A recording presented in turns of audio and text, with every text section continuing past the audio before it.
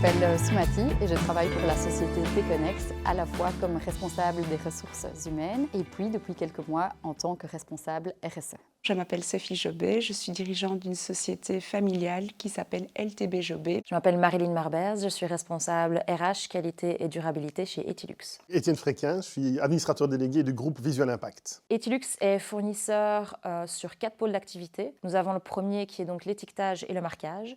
On a ensuite l'adhésif et l'emballage, les solutions audiovisuelles et pour terminer les solutions de traçabilité. Nous importons, produisons, fabriquons et distribuons du matériel électrique à des grossistes en électricité ou encore à des gestionnaires de réseau. Il s'agit d'une société active dans le secteur du transport et des travaux publics, le terrassement, aménagement des abords. On imprime sur tout support, du papier, du vinyle, des panneaux. On réalise des supports de la carte de visite à l'enseigne lumineuse. Pour moi, la durabilité, ça représente le futur. C'est un sens très très large qui va englober tous les aspects à la fois environnementaux, le sociétal et la gouvernance. C'est la robustesse d'une entreprise, c'est le fait qu'elle puisse survivre au fil des années. Le rôle du conseiller, à mon sens, est d'être au carrefour avec toutes les parties prenantes qui ont un impact dans cette démarche de durabilité. Une personne ou un groupe de personnes externes qui va pouvoir analyser de fond en comble la situation de l'entreprise sur le plan économique, mais aussi sur le plan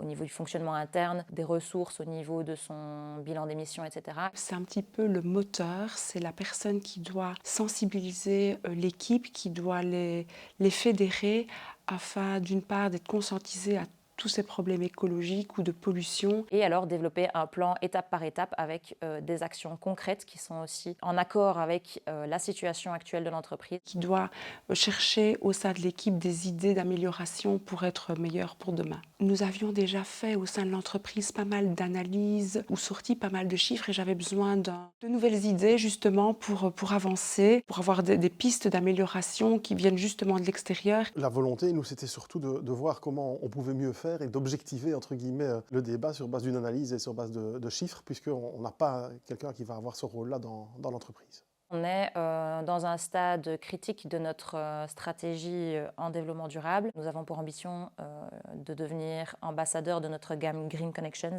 et donc de proposer de plus en plus de produits éco-responsables. Nous n'avions pas encore de démarche à proprement parler, de mise en place par rapport à ce qui était RSE quand Enzyme nous a contactés. C'est justement de voir comment on peut faire pour avoir un impact amélioré malgré ces matières premières qu'on doit utiliser dans notre métier.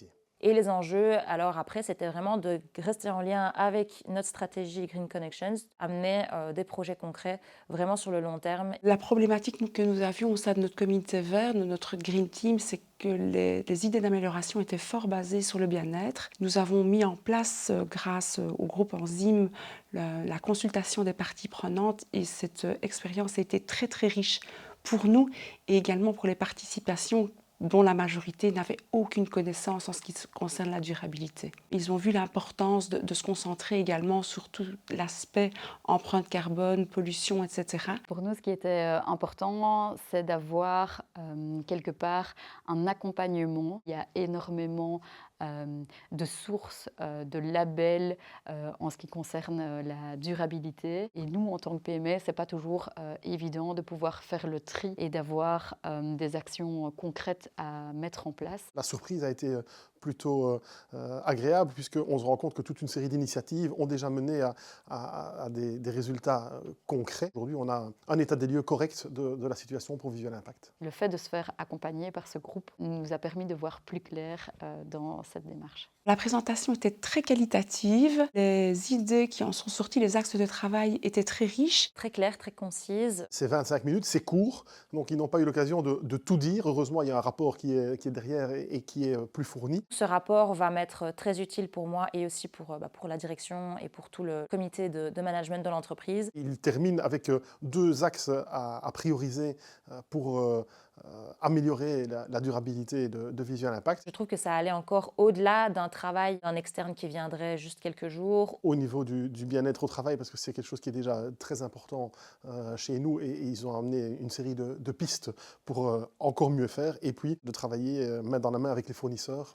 pour améliorer les choses qui peuvent l'être au niveau des matières premières. On garde contact avec les étudiants qui ont travaillé sur notre entreprise. Ils vont venir en interne présenter leurs projets à nos collaborateurs. À nouveau, ce sera un moteur pour les changements au sein de notre entreprise, pour les actions à mettre en place. On prêche un convaincu. Je trouve que ça fait partie justement des nouveaux métiers auxquels on n'a pas été formé nécessairement dans le passé. Et il y a une vraie demande en entreprise. J'avais voulu m'inscrire, donc autant dire que je suis carrément une partisane de ce type de formation. Je pense qu'en tant qu'alumni HEC, la faculté a vraiment capitalisé sur un certificat qui prend tout son sens. Ça va être par toutes ces réflexions qu'on va pouvoir petit à petit avancer dans la bonne direction, je l'espère.